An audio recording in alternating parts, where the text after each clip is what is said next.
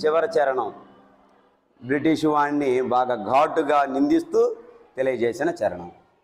వాడి తాత గారి ముల్లే దాచి పెట్టినట్టు దాడి చేస్తాడి దేశమునా, పోరాట మాడుతాడు పైన, మోమాటము పడడు సుంతైనా, వాడి పాటు పాడైపోను,